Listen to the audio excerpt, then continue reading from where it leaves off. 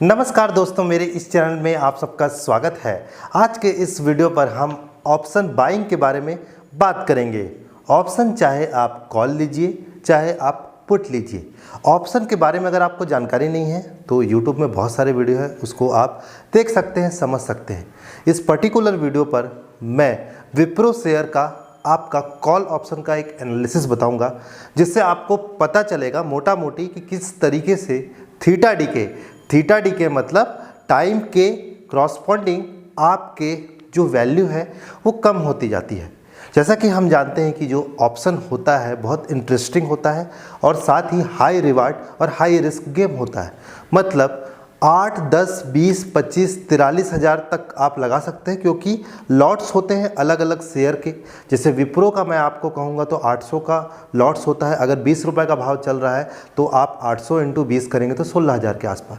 मतलब आप nominal amount उसमें लगा सकते हैं, लेकिन प्रॉफिट 1 घंटे के अंदर 15-20 मिनट के अंदर आपका 2 से 3 हज़ार भी हो सकता है, साथ ही 8 से 10 हज़ार भी हो सकता है और लॉस भी इतना हो सकता है। बट बहुत बार ऐसा होता है कि हम रुक जाते हैं। मेरे साथ भी ऐसा बहुत बार होता है। कितना रुकना चाहिए, कैसे करना चाहिए, आज के इस वीडियो पर हम देखेंगे। मेरी कोई राय नहीं रहेगी कि ऑप्शन किस तरीके से खरीदे या किस तरीके से बेचे। एक पर्टिकुलर शेयर का एक एनालिसिस और उसमें मेरा एक पर्सनल अनुभव, क्योंकि शेयर मार्केट में हर कोई का एक पर्सनल अनुभव होता है, एक एनालिसिस होता है। बहुत सारे ऐसे स्टॉक, अगर मैं बात करूं SBI हो गया, ये विप्रो हो गया, ICICI बैंक हो गया, HDFC बैंक हो गया, लार्ज कैप स्टॉक। तो लार्ज कैप जो कंपनी होती है उनके जो शेयर प्राइस होते हैं उनमें बहुत बड़ा चेंज नहीं आता है माइनस साइड में, और अगर आता भी है तो उसके बाद फिर से वो रिकवर हो जाता है। इस वजह से उसमें वॉल्यूम बहुत ज़्यादा रहती है और वो शेयर का जो सपोर्ट और रेजिस्टेंस होता है एक पर्टिकुलर मैनर में काम करता है, जिससे रिस्क जो होता है बाकी स्टॉक के कंपेयर काफ़ी कम हो जाता है। बट अगर आप देखेंगे किस पर्टिकुलर स्टॉक को, जैसे मैं बात करूंगा विप्रो का, तो उसमें आपको समझ में आएगा कि जो थीटा डीके होता है, टाइम डीके होता है, वो किस तरीके से चलता है और हम रिस्क किस तरीके से ले सकते हैं। तो चलिए देखते हैं। ये जो मैंने बनाया है इमेज आपको दिखाई दे रहा है, जिसमें सबसे पहले हम बात करते हैं दोस्तों 30 दिसंबर 2021 को आपका विप्रो का जो प्राइस था, सबसे मैक्सिमम की मैं बात करूंगा, वो था 716 रुपये 10 पैसा, जो कि आपका 30 दिसंबर का था। और उसमें जो कॉल का प्राइस था वो था 28 रुपये 70 पैसा। ये जो कॉल है दोस्तों, ये है आपका 27 जनवरी की, मतलब इस महीने की कॉल है। अगर हम देखते जाते हैं 3 जनवरी की हम बात करें, 9:30 बजे पीक बनाया, जिसमें शेयर प्राइस 724 रुपये था। तो जो आपका 30 दिसंबर को 28 रुपये था, वो आपका कॉल का प्राइस हो गया 30 रुपये के आसपास। उसी तरीके से 4 जनवरी को 1 बजे के आसपास 723 रुपये पहुँचा, तो 29 रुपये के आसपास ये भाव हो गया। 5 जनवरी को भी आप देख पा रहे हैं 716 रुपये 25 रुपये आपका ये कॉल का प्राइस हो गया। 6 जनवरी को 711 रुपये 23 रुपये हो गया। 7 जनवरी को 711 रुपये 28 रुपये हो गया।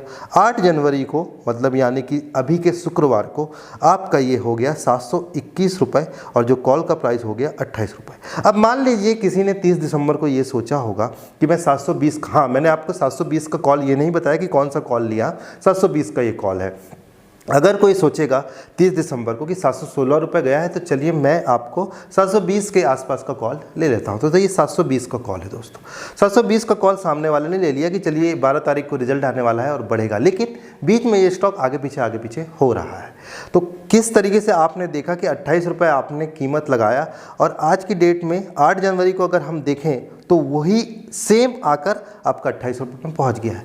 अच्छी बात इसलिए मैं कहूँगा कि इसमें जो थीटा डीके हुआ वो आपको डायरेक्टली नहीं दिख पा रहा है, लेकिन फिर भी इसमें थीटा डीके हुआ है। कैसे हुआ है दोस्तों?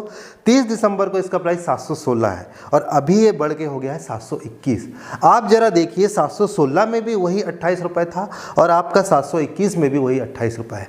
मतलब 716 रुपये 30 दिसंबर को था, मतलब 27 जनवरी से काफ़ी पहले उसका प्राइस था। थीटा डीके हुआ तो उसको उसी बराबर रहने के लिए आपका 721 तक पहुंचना पड़ा। तो यही होता है दोस्तों थीटा डीके। कितना आप रिस्क ले सकते हैं और किस तरीके से स्टॉक का बिहेवियर है। जैसे मुझे पता है या हम सबको पता है कि SBI हो गया, विप्रो हो गया, इसके स्टॉक किस तरीके से आगे पीछे होते हैं। लार्ज कैप की स्टॉक के बारे में मैं बात कर रहा हूँ, तो उस हिसाब से आप अपना रिस्क को असेस कर सकते हैं। ऑप्शन बाइंग में ऐसा कभी नहीं होता कि आप बहुत बड़ा लॉस, स्टॉक के मैं रिस्पेक्ट में बात कर रहा हूँ। मैं निफ्टी और साथ ही आपका बैंक निफ्टी के बारे में बात नहीं कर रहा हूँ। उसमें इस तरीके से बहुत बड़ा वेरिएशन आपको नहीं दिखता, तो रिस्क थोड़ा कम रहता है क्योंकि इसमें समय काफ़ी दूर होता है और बहुत चांसेस होते हैं कि स्टॉक आपका बहुत तेज़ी से आगे बढ़ जाए क्योंकि हो सकता है उसके रिजल्ट आ रहे हैं।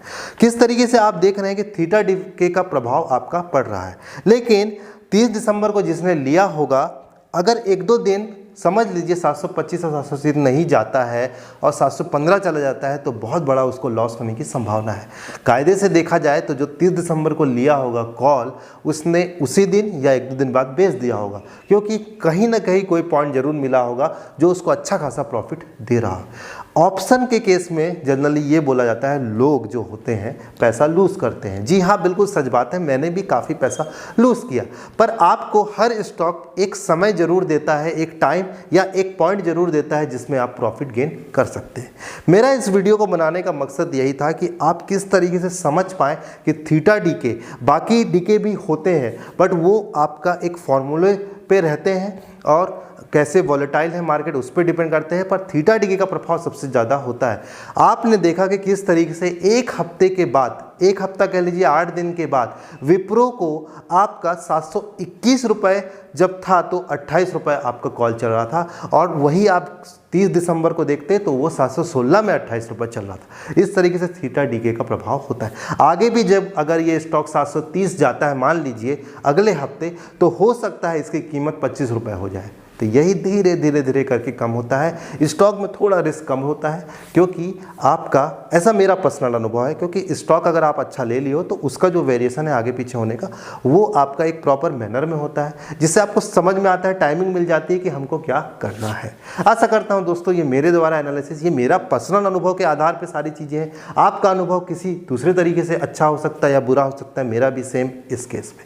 इसी तरीके की वीडियो बीच बीच में मैं लाऊंगा। चैनल अगर आपको पसंद आया तो वीडियो को लाइक भी करिए और चैनल को सब्सक्राइब भी कर दीजिए। चलिए मिलते हैं अगले इंटरेस्टिंग वीडियो देखने का बहुत बहुत धन्यवाद।